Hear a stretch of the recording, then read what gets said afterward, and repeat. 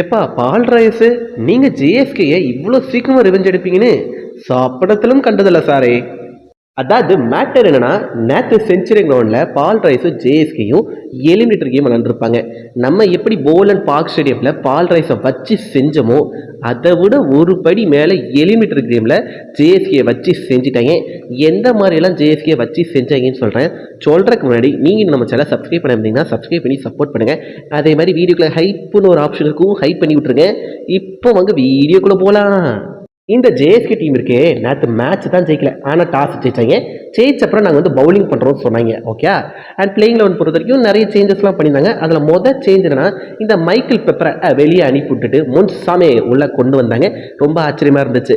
ஏன்னா முனுசாமி எப்போல்லாம் அந்த எல்லோ ஜெர்சி போகிறாலோ அப்போல்லாம் ஜேஎஸ்கே டீம் தோற்றுருக்காங்க. பட் இருந்துமே அவர் உள்ளே கொண்டு வந்தாங்க, கொஞ்சம் ஆச்சரியமாக இருந்துச்சு. அடுத்து Subburayan, Imran Tahir, 2 spinner spin choke ball ரைஸை கதற விட்டாங்க போன மேட்ச்சில். ஆனால் நீங்கள் போன மேட்ச்சில் பண்ணது போதும், இந்த மேட்ச்சில் நாங்கள் பார்த்துக்கிட்டு சொல்லி இவங்க 2 பேரும் வெளியே அனுப்பிட்டாங்க. அவங்களுக்கு பதிலாக டுவான் ஜான்சன், டேனியல் வரை இந்த 2 பேரும் உள்ளே கொண்டு வந்தாங்க. ஆக்சுவலாக எனக்கு தோணுச்சு, இந்த சுப்புராயன், இம்ரான் தாகிர் இந்த 2 ஸ்பின்னரில் ஏதாவது ஒரு ஸ்பின்னரை உட்கார வைப்பாங்க. ஏன்னா செஞ்சுரி கொஞ்சம் ஃபாஸ்ட் பாலுக்கு சப்போர்ட் பண்ணணும்னு நினச்சேன். ஸோ அந்த ஒரு டாக்டிக்ஸ் இவங்க பண்ணுவாங்கன்னு நினச்சேன். ஆனால் இவங்க 2 ஸ்பின்னருமே வெளியே அனுப்புவாங்கன்னு சொப்பனத்திலும் கண்டதில்லை. 2 ஸ்பின்னரையும் உட்கார வச்சு 2 ஃபாஸ்ட் பாலரை உள்ளே கொண்டு வந்தாங்க. இந்த ஜேஎஸ்கே டீம் வேற ஒன்று சேஞ்சும் பண்ணலை. டாஸை தோட்ட காரணத்தால் பால் பிளேஸ் டீம் ஃபர்ஸ்ட் இன்னிங்ஸ் பேட்டிங் பண்ணுறக்காண்டி வந்தாங்க. எனக்கு அவங்க பேட்டிங்கில் பிடிச்ச விஷயம் என்னென்னா, அந்த பேட்டிங் பண்ண வந்த எல்லா பிளேஸும், ஐ மீன் பால் ரைஸ் பிளேஸ் எல்லாருமே செல்ஃப்லெஸ் பேட்டிங் விளாண்டுங்க. என்ன ப்ரோ சொல்கிறது சொல்லி கேட்கிங்களா? ஒன்றும் இல்லை, அந்த ஸ்கோர் கார்டு பாருங்கண்ணே. அந்த குட்டி பையன் லிலண்டே பிட்டோரியஸ், கரெக்டாக சொன்னா லிலண்டே பிட்டோரியஸ், அவன் மட்டும் தான் 50 அடிச்சிருப்பான். அதுக்கடுத்து வர பேட்டர்ஸ்லாம் பாருங்க ஒரு 30 தான் அடிச்சிருப்பாங்க. அதில் இவர் ரைலி ரூசவா, அவர் நம்ம டீமோ சாரி டங்கல் லைட்டாக ட்விஸ்ட் ஆயிடுச்சு. அவர் பேர் என்னன்னா ரூமன் ஹார்பர், கண்டு தெரிய மாட்டேங்கி ரூமன் ஹார்பர். இவர் மட்டும் 9 ரன் அடிச்சுப்பாரு. அது வேற டிபார்ட்மெண்ட். மிச்ச பிளேயர்ஸ்லாம் பாருங்க ஒரு 30 ரன் கிட்ட அடிச்சுப்பாங்க, அதுவும் ஹெல்த்தி ஸ்ட்ரைக் ரேட்ல. அதனால தான் அவங்க ஸ்கோர் எவ்வளோ வந்துச்சுன்னா 210 வந்துச்சு.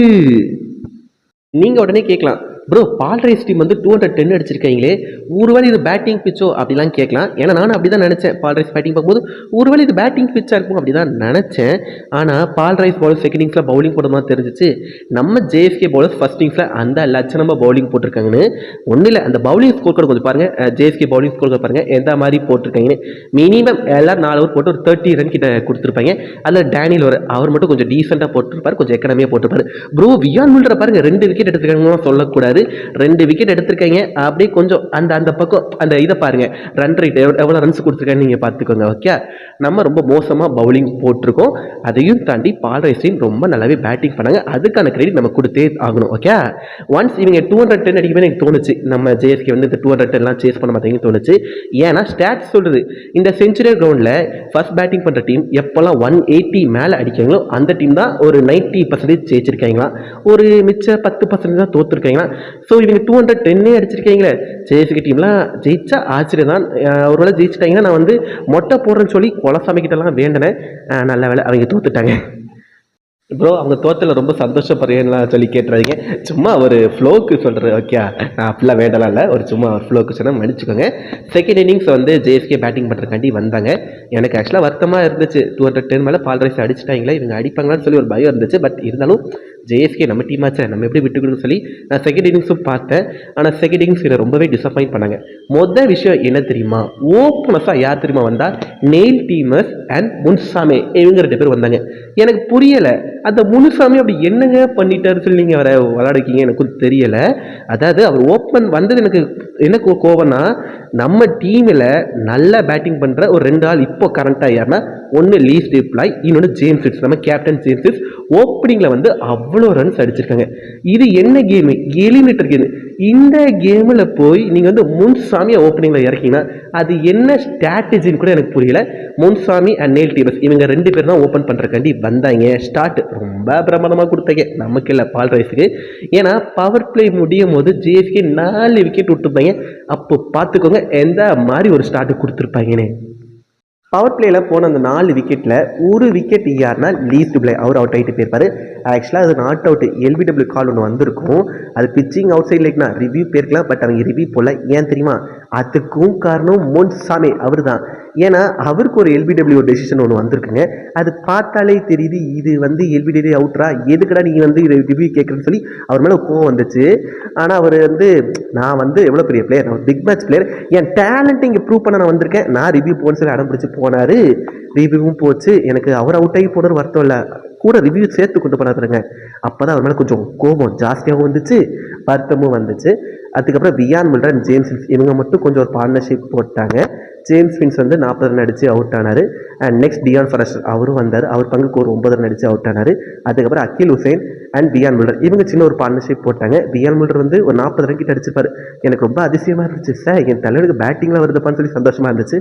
ஒரு நல்ல பேட்ஸ்மேனுங்க, டெஸ்ட்டில் வந்து பிரெயின்லான ரெக்கார்ட்லாம் ஈக்குவல் பண்ணுற அளவுக்கு வந்தார், பட் வேண்டான்னு சொல்லி விட்டு கொடுத்தாரு. அப்படிப்பட்ட ஒரு பிளேயர் பேட்டிங் அடிக்க மாட்டேங்குன்னு சொல்லி வருத்தம் இருந்துச்சு. இந்த மேட்ச்சில் ஒரு கொஞ்சம் 40 ரன் அடித்தார். ஏன்னா அவர் இருந்த ஃபார்முக்கு அந்த 40 ரன் ரொம்ப பெரிய விஷயமா நான் பார்த்தேன். ஆனால் 40 ரன் அடித்து அவர் வெளியே போனார்.